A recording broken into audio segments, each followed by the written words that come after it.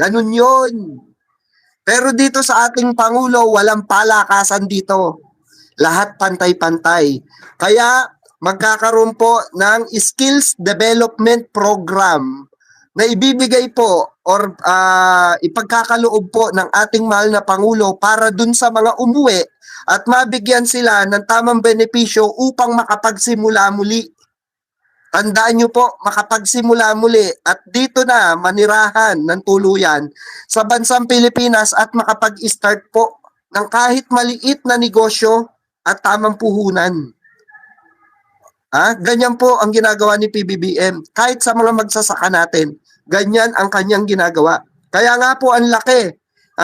Ang laki sa kasaysayan lamang po ni PBBM na nangyari ulit yan after ng kanyang tatay. Ang laki po ng budget saan? Agrikultura. Dahil bakit po? No, nag-provide po ang ating mahal na Pangulo na si PBBM ng ng programa para sa mga magsasaka. Nagaling Korea pa ng mga makinarya. Na dito na po aassemblein sa Pilipinas. Dito na po gagawin sa Pilipinas. Nag-budget po si Pangulo niyan. At yung mga cold storage facilities para sa magsasaka natin. Bawat bayan po yan. Bawat bayan ay lalagyan po ang mga magsasaka ng cold storage. May nag-comment nga sa akin mga kababayan, kinontent ko kasi yan sa Facebook. Hindi ko naman alam na tanga, na DDS pala ito. Tanga pala umintindi. Ang sabi ba naman, paano magiging cold storage yan? Sabing ganon, paano magiging cold storage yan? Bodega yan. Hindi naman frozen yan. Saka hindi raw frozen yung mga bawang at sibuyas at ibang So, nag-comment back ako, sabi ko, sorry, tanga ka kasi. Ang meaning ng cold storage, ibig sabihin, hindi maiinitan. Hindi mainit na lugar. Okay? Cold storage facilities ang tawag doon. Sabi ko, bobo ka. Basta DDS, tanga Wala nito Ibig sabihin, pag cold, hindi freezer yun, tanga. Ibig sabihin, malamig na lugar, malamig na facilities. Hindi naiinitan. Ibig sabihin, may exhaust fan, diba? May mga electric fan, ganun. Nasagot ng gobyerno. Diba? Pero itong mga tangan DDS na ito, ayan nagbigay po ng mga cheque-cheque si Pangulo. Ayan po. Ayan mga didilis. Ayan Ayan ang nagagawa ng aming mahal na aming presidente. Ni kayo, wala kayo napakitang, ni isa man lang nga wala kayong maipakitang natapos ni Digong Kahit ni Sara nga wala Pero kami ang dami namin resibo. Bakit kami ang dami namin resibo? Di ba? Bakit kami ang dami sa balitang nakukuha resibo? Di ba sabi nyo, hindi magagawa ni PBBM yung 20 kilo na bigas? Until now, guys. Until now, mga kababayan. Meron pa rin sa Kadiwa na 20 kilo na bigas. Akala ko ba hindi kaya gawin? Kaya pahiya si Sara Duterte dyan di ba? Nung nagawa ni Pangulo, ano sabi ni Sara Duterte? Hindi ko naman talaga, ako naman din kaya ko rin naman gawin yung kaso ayoko lang tumulong. Ano yun, sabay ganun?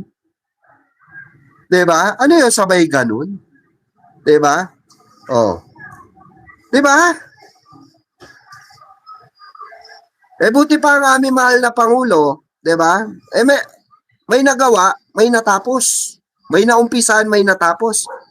Eto, eto hindi pa tapos. Until now, naandyan. Until now, naandyan.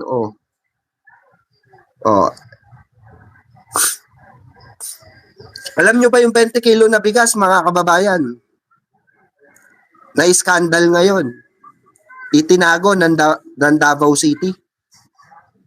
Sa facilities nila. Itinago, mga kababayan, iniimbestigahan na ngayon. Pinaiimbestigahan na. Kung bakit hindi dinistribute ng LGUs ng Davao City. Imagine niyo para sa taong bayan 'yon, mga kababayan. Para merong makain dahil nga sa mahal ng gas, kahit papano may pansalo. Pero itong mga buwaka ng inang hayop na politiko, 'di ba, na may propaganda na sirain ang ating presidente, itinabi po yung bigas. Itinabi po yung bigas. Ito po 'yon, mga kababayan, Pakita ko sa inyo yung dinala sa Visayas, Mindanao. Nagkakaroon po talaga ng malaki ang market na pwede nang paggamitan itong local nating bigas. So, dahil nga po sa programa ng P20, isa na po ito, napapalawak natin ang produksyon at the same time yung kita po na ating magsasaka ay nakita naman natin na talagang tumataas po. Napakadakong bulig ito, yung mga hinday. Anak ko, napakadakong bulig amon. Kasi haraya na, itbuga 50 flat. Diba?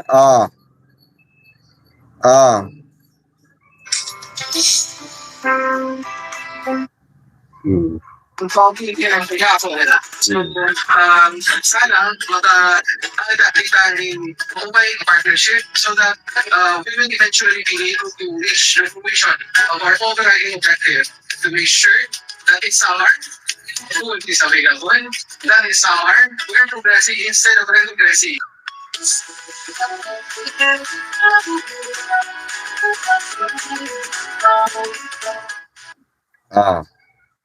Diba? Nakita nyo, 20 pesos kada kilo. Tapos sasabihin na naman, di naman nakakain yan eh. Ang dami ng kumain, isa na ako sa kumain, isa ako sa bumibili saan? Sa Kadiwa, dahil may malapit na Kadiwa sa amin dito. Ngayon, kung walang Kadiwa sa inyo, diba, at nagre-reklamo kayo, diba, di mamatay kayo sa gutom, mga tanga. Diba? Ang katamaran, ginagawa ng paraan.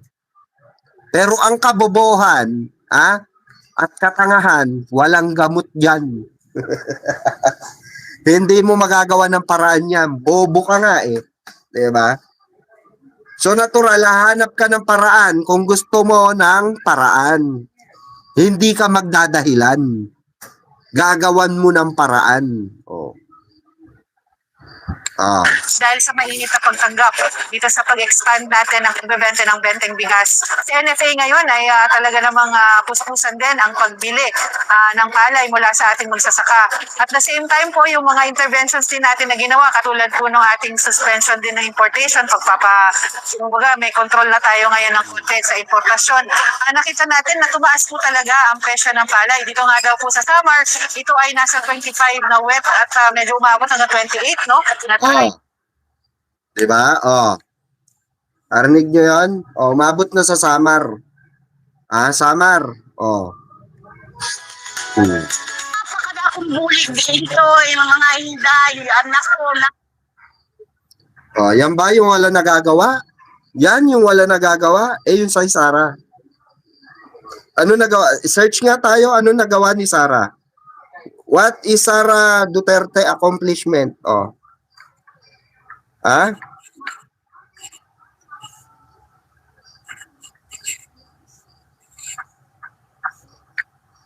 Accomplishment so far.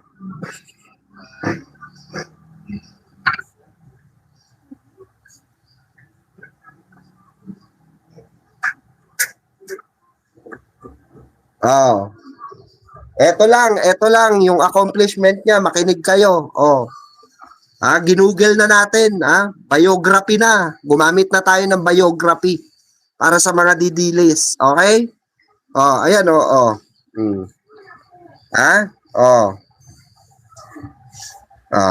babasahin natin ngayon. Sara Duterte accomplishments as of early 2026. Primarily focus on education reforms. Taknang puta, Pagreforma daw. Pagreforma daw ng edukasyon. Putang ina, meron nga siyang iskandal dyan. Nagsalita na nga yung mga teacher, yung mga director, board director, or sabi natin tawag dito, much better na DepEd director, gada sector, sa buong Pilipinas, na sila ay may sobre, inabutan sila ng sobre para student goes student, at mga goes employee ng DepEd. Tapos ito yung accomplishment niya. Reforma daw para sa edukasyon. Yun daw yung actually hindi pa nga accomplishment to eh. Wish list niya to. DepEd as a former DepEd secretary na may confidential fund issue na hindi pa niya sinasagot until now. Ayan lang. Yung matatag program sa DepEd. Yun yung kaisa-isang accomplishment niya, mga kababayan. Ayon sa biography to, biography to. Accomplishment ni Sara Duterte, ulitin natin. Ang programang matatag sa DepEd. Yan po. Na confidential pa. Na may confidential fund. At nakalagay yan, yung matatag issue na yan, okay, sa DepEd, ay nakalagay po yan sa kanyang impeachment trial or impeachment complaint laban sa kanya. Dun sa hindi niya may paliwanag bilyon piso at mga overprice, na ginastos niya dyan. At yung mga walang kwentang libro na may mukha niya. Yun, mga kababayan. Kaisa-isa. Yan Teacher Welfare and Management. Institute 30 days interrupted break for teachers without mandatory volunteers work. Created 9,659 new teachers position and 3,500 administrative officer position. Yun po yung nakalagay dito, na accomplishment niya. Na magpasa hanggang ngayon ay questionable dahil nakalagay po yan sa impeachment complaint laban sa kanya. Sa nilustay niyang pera sa DepEd na hindi naramdaman ni isa sa mga estudyante nyo natin, mga Pilipino. Anak nyo, anak ko, na hindi nakaranas or hindi naramdaman yung trabaho ni Sara Duterte na sinasabing accomplishment niya rito na nag-iisa, questionable pa. Now then tell to everyone, sabihin nyo sa sambayan ng Pilipino, deserve niya maging presidente sa kabila ng lahat ng yan? Remember, taon-taon humihirit siya ng budget. Taon-taon yan. Taon-taon may budget siya magmula nung siya ay vice presidente. May overseas, transportation pa yan. Na nakalagay sa audit report niya. May mga pa yan, may mga tawag dito, hideouts. May inuupahan pang hideouts yan. Binabayaran ng mga hideouts. Diba? Ngayon nyo sabihin kung ano nagawa ni Sara Duterte. Diba? Kasi wala kayong maisip eh. Kaya biography na natin. Ako na nagbasa sa inyo. Biography na yan, legit yan. Nalalabas dyan kung anong nagawa or accomplishment ng Office of the Vice President, mga kababayan ko.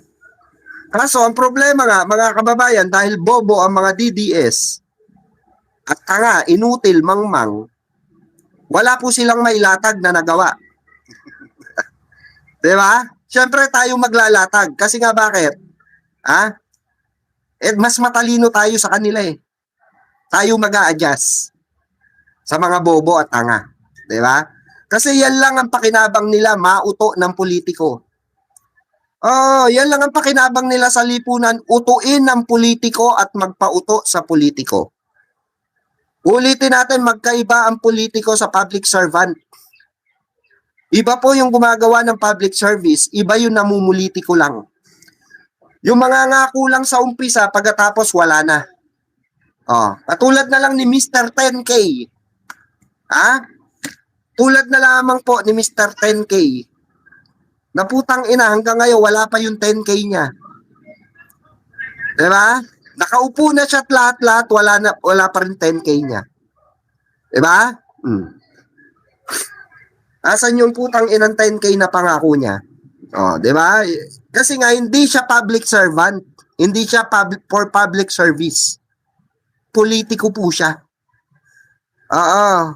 Pangako rito, pangako doon. Pag nakaupo na, kalimutan na. Diba? Diba? Oo.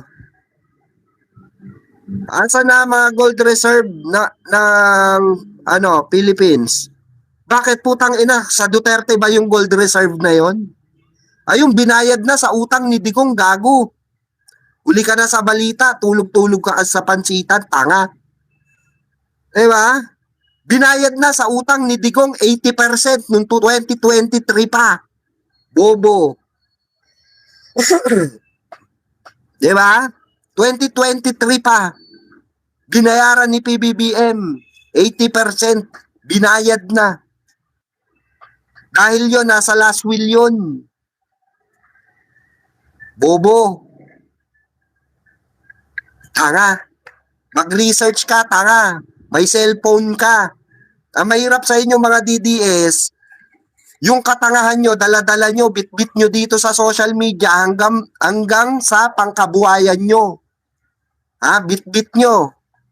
Yung kabubuhan nyo. Yung katangahan nyo, kamangmangan nyo, kainutilan nyo. O, tapos magbabanta kayo. O, ganyan lang naman alam nyo, magbanta. Puki ng ina nyo, wala naman kayong tira. Diba? O. Tapos may mga magchat-chat-chat na naman dyan. Oh, may mga magbe-message na naman sa atin. Puki ng ina mo, taga saan ka? Pupuntahan kita, bibigay ko address, mag-aantay ako 24 oras, wala. Diba? Siguraduhin nyo pag nagbanta kayo, may tira kayo. Diba? Tangina nyo, mga tambay lang kayo eh. Ano bang bilang nyo sa lipunan? Tapos kakalabanin nyo ako? Hindi ko kayo ka-level. Hindi ako batang kanto. Vlogger ako. Ang binibira ko sa mga vlog ko, mga DDS, mga kagaya nyong tanga. Yung mga amo nyo, ang ka-level ko, hindi kayo.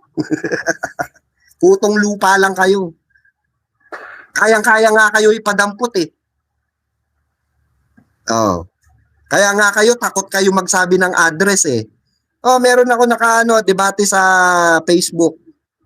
Oh, kinukuha ko address. Sige nga, matapang ka, di ba? Oh, ibigay mo address mo, papadampot kita ora mismo. Itatawag kita mismo. Oh, papadampot kita sa NBI. Anong gusto mong, anong gusto mong dumampot sa'yo? CIDG, PNP o NBI? Mamili ka sa tatlo, sabi ko. Oh. Si tanga-tanga, ano nangyari? Oh, pinuntahan ko. Oh, na-search namin yung banta-banta siya, ito nga oh. Pinost ko sa Facebook nagbanta-banta. Kaya kayo, bago kayo magbanta, siguraduhin nyo may bayag kayong humarap sa batas. Diba? Di yung puro kayong ngal-ngal. Ang ina pag na ano kayo pagka naaresto kayo, hindi naman po eh. Ano lang po, nagjo-joke-joke lang ako. Ulol. Diba? Para kayong amo nyo. O tingnan nyo si pangalan nito, si Baste. Nagamunan suntukan kay General Torre. O, sinipot ni General Torre, hindi umaten yung gago. O. Siya nagamuna, o. Si Digong nagamon ng barilan. O. Sumipot ba siya? Hindi. O. Si Pulong, di rin umaten. O. Kasi nga bakit? Kasi nga literal na mga walang bayag, maaangas lang. Iba yung angas sa may tira. Diba? Natatawa nga ako dito sa social media eh. Kung mga makapagsalita, mga makapagbanta, kala mo talaga putang ina may tira eh. Kala mo talaga malalaking tao ang puta. Kala mo may mga malalaking connection sa lipunan eh. Pero pag pinunta mo sa pamamahay nila, may kasama kang batas, puta, dadamputin sila, iyak ng iyak. Diba? Oh, diba? Oh. Takot kay Carbonell, totoo. Takot kay Carbonell si Digong. Diba? O, barilan daw sila sa Luneta. Sumipot ba si Digong? Oh. Ando si Carbonell, sumipot dun. Oh. Wala. So kaya wag kayong magtaka kung bakit mahina na ang Duterte ngayon. Tanga na lang ang boboto dyan. Tangina, tinatarantado na tayo ng harapan.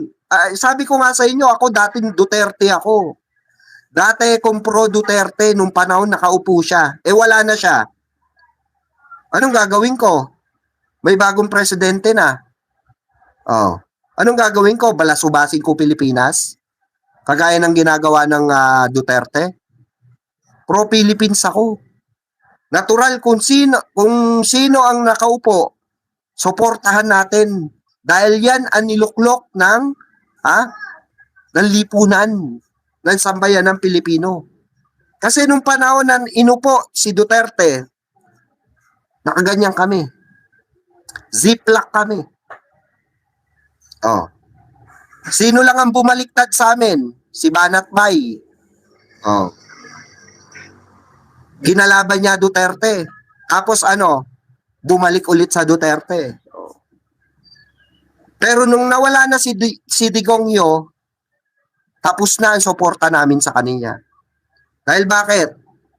Puta, hindi naman artista yan. Artista ba yan? Public servant yan. Diba? Bakit mo iiduluhin yan? Tangina, may inambag ba yan sa hapagkainan ko? Ako ang nag-aambag sa hapagkainan yan.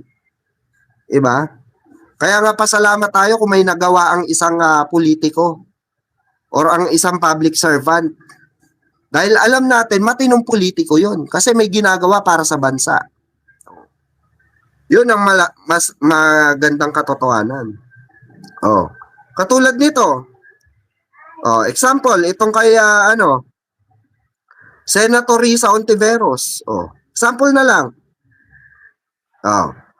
Kay Senator Risa Ontiveros, bakit talo pa ni Senator Risa to si Sara Duterte? Alam niyo kung bakit? Dahil si Senator Risa Ontiveros, unang-una may mga naipasang batas. May naisa batas, mga kababayan. Hindi nagwalang kibo regarding sa mga nangyayaring kahirapan sa Pilipinas. Kaya nga po ito, nakilahok si Senator Risa dito sa ayan po, balita, balita. Sabi, nakilahok si Senator Risa Ontiveros sa talakayan ng pamantasan ng lungsod ng Maynila tungkol sa kahalagahan ng boses ng kababaihan. Naintindihan nyo, kababaihan. Maraming salamat sa PLM, sa College of College of Public Administration Student Council at sa lahat ng nakikinig. Oh, 'di ba? Yan ang may mas okay pa. Puta yung ano nyo, kukuha ng camera, kunwari nagtatabas. Kukuha ng camera, kunwari nagtatanim. Puta. Adik eh. 'Di ba? Adik eh. Ayan, shoutout oy sa mga ano diyan ha. Mga tropa natin diyan sa Bagong Baryo, Caloocan. Shoutout sa inyo. Shoutout. Oh, ayan oh. Oh.